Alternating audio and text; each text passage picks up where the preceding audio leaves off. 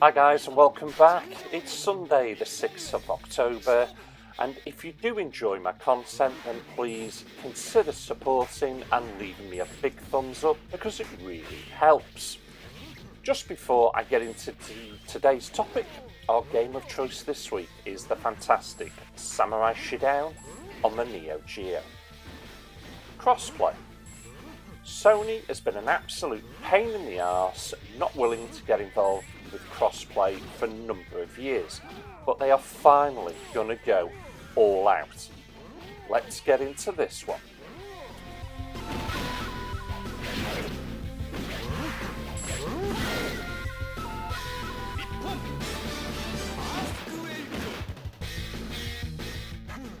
Right, crossplay. For those that have been hiding under rocks, crossplay is basically the ability to play the same game, and I'll use the example Fortnite. People that own that game on different formats, so you've got friends that own an Xbox One or a Nintendo Switch, but you've got a PlayStation 4. Crossplay will allow you to all play together in the same match. So you could almost argue to a point, does it really matter which console I purchase anymore? Because if I can play with my friends, what does it matter? Because that's all I'm interested in, is playing online with my friends. So for years now, game developers and Microsoft themselves, with the Xbox, have been banging on to Sony about crossplay. And Sony have just not wanted to entertain it in any way, shape or form. They would use any excuse not to engage in the conversation, say that they'd have no control about the people that would be joining their gamers, and they just didn't want to know. It's a big, strict no-no. Well, they've finally, I suppose, succumbed or come to their senses and decided that crossplay is certainly the future. Now, you can play games now, at this moment in time, with other friends around the world that own a different system than you. And to name a few that currently support this: Fortnite, Dauntless, Rocket League, Call of Duty Modern Warfare. Now that's not the original, that's the new one due out in October the 25th.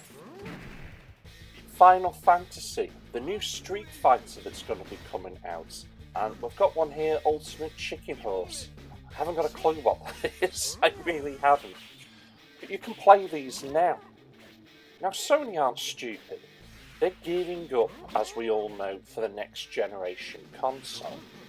And this got me thinking, because to switch crossplay on, it's like flicking a light switch. At least that's what I'm being told and what I'm reading. It's that simple, like flicking on a light switch, on and off. It's that easy to do crossplay. But it got me thinking. Sony ain't stupid. They don't miss a trick these days. That's why they are the best of the best out there.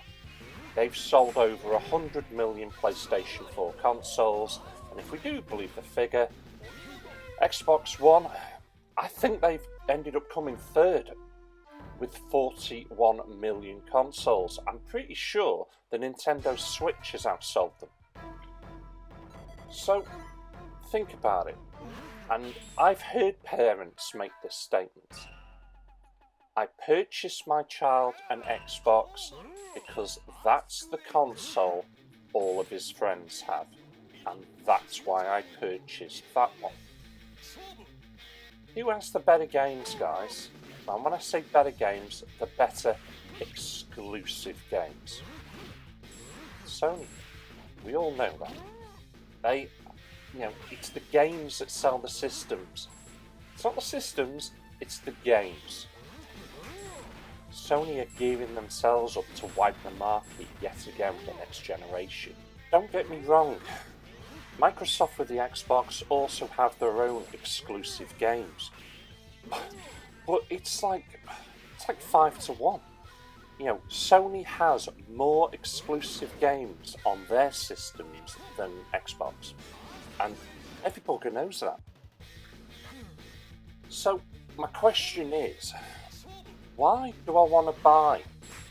And again, I'm going to say, an Xbox, because I'm sorry if it feels I'm just, picking on them. Why do I want to buy an Xbox when I can buy a PlayStation and play the same games that my friends have? Yet I will get more exclusive content and better games. Better games, maybe that's a bit much, a bit rich. But you get where I'm coming from. Now, I thought about putting this into context a little bit more. And I started thinking about all the software companies, the development companies that Sony have purchased, certainly for the last 20 odd years. And you know what? It really is, to a point, the cream of the crop. So I'm going to quickly go through them. I'm going to break them by area. And it might actually surprise you that these companies, to a point, are only going to be making exclusive titles for Sony Entertainment. So I'll start off in Asia, and you've got Japan Studio. Now, the games that they have made, and we're going all the way back, I can quite easily see here, it's almost PlayStation 1 era. Ape Escape, Loco Roco series, Legend of Legia series, Eye of Judgment, Ichrome, Everybody's Golf. I'm not going to try and name them all because I'll be here all day. White Knight Chronicles, The Legend of Dragoon, Rogue Galaxy. These are some of the best games that we've played back in the day. Now, Demon Souls, Bloodborne. It's got to be some of the best games that we've played. In fact, there's a fellow YouTuber, Runny Egg-Eye. He maintains that Bloodborne is the best game for the PlayStation 4. It's an incredible game, guys. Moving on, Team Gravity. They did the Siren series, and they also did the Gravity Rush series. You've then got the Asobi team.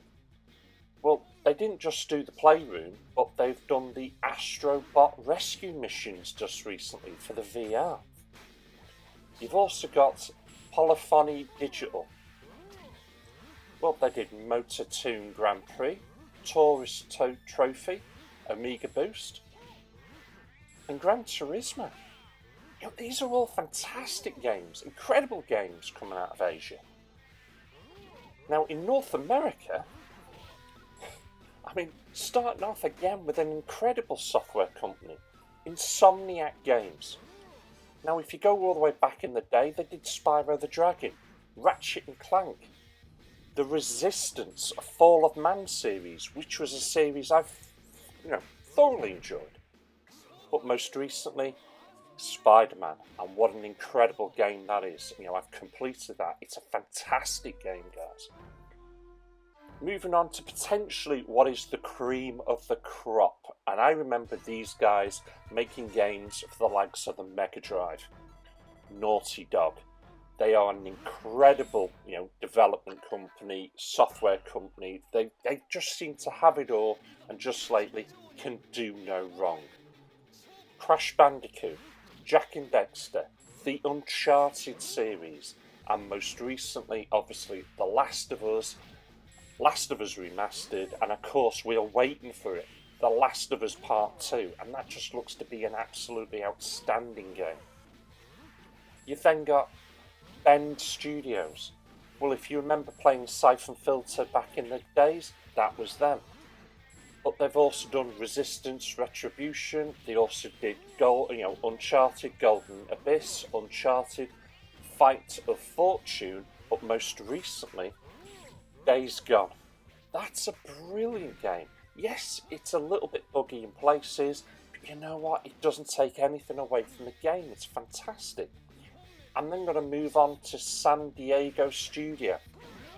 Now, they do the NBA series, Mob Nation Racers, Sports Champions, the Marker Kiri, but most recently, Little Big Planet Karting. Nearly missed that one. That's a great racing game.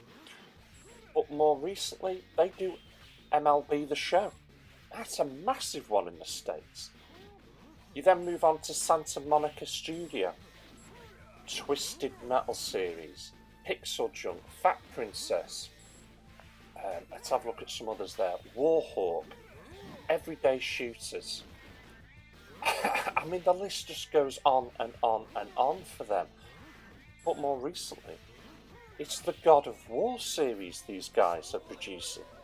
And we all know how big a hit that one has been. Moving on to Sucker Punch Productions. Rocket, Robot of Wheels. The Sly Cooper series. That's a brilliant game. Infamous, which is again a fantastic series we've got there. But we're waiting for The Ghost of Tsushima, which again looks to be an incredible game. Pixelo Plus, Entwined and Concrete Genie. And that's just North America. In Europe, you've got Guerrilla Games, which have done the incredible Killzone series, but also brought us a beautiful game. And I would argue that this game, if not the best exclusive, it really is close. It's got to be within the top 1, 2 or 3 games. And that is Horizon Zero Dawn. If you've not played that, you're severely missing out. Moving on to the London studio. Now, these guys have been along for a very long time. They do stuff like SingStar series, Dance Star series, iToy, iPet, Wonderbook series. This is Football, World Tour Soccer. But one of the games that they made that stands out for me back on the PlayStation 2 was the Getaway series. That was a brilliant game because it mimicked London at the time. Moving on to Manchester Studio. Now, this is basically a studio in northwest of England, and I work in Manchester, so I'm really proud that they've got something there. And what they do is they just focus on creating VR games for the PlayStation VR. Media Molecule. Well, you all enjoyed Little Big Planet, I'm sure. Those are the guys that did that. Tearaway Unfolded, and the upcoming Dreams, which is bound to be a great game. And is that it? I'm just quickly looking down. Oh, non-game developments. So these are the studios and that will collaborate with independent developers and studios across Europe. So you've got XDev, so they look after the PAL territories. So they've helped people with Little Big Planet, Motorstorm, Killzone, Super Stardust. I mean, a brilliant little game with Super Rubber Dub. It's a fantastic game. Heavenly Sword, Crash Commando, Heavy Rain. If it wasn't for XDev, these games wouldn't have been created. Another one is I can't get my words out. San Meteor Studio. Now, these support studios worldwide. Siphon Filter, Jak and Dexter, Sly Cooper, Uncharted, Resistance, Infamous, Rise of Honor, Counter Spy. These are the games that those guys have been working on. And then the last one you've got from the non-game development is Ice Team. The Ice Team focuses on creating the core graphics technologies for Sony's worldwide first-party published titles. That's all the studios that Sony currently own, guys, and there may be a few that I've even missed, and I've named some of the biggest blockbusting games of certainly the last 2, 3, 4, 5 years. So my argument is, with Sony now going all in with crossplay, have the others got enough exclusive deals to make you want to buy their consoles next time round? Or are you maybe thinking this time, Sony?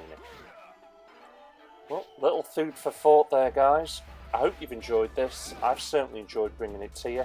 I'll be interested in your comments and your thoughts below. Let me know your feelings. I'd like to thank you for watching and thank you for subscribing. I'll catch you all again. Take care.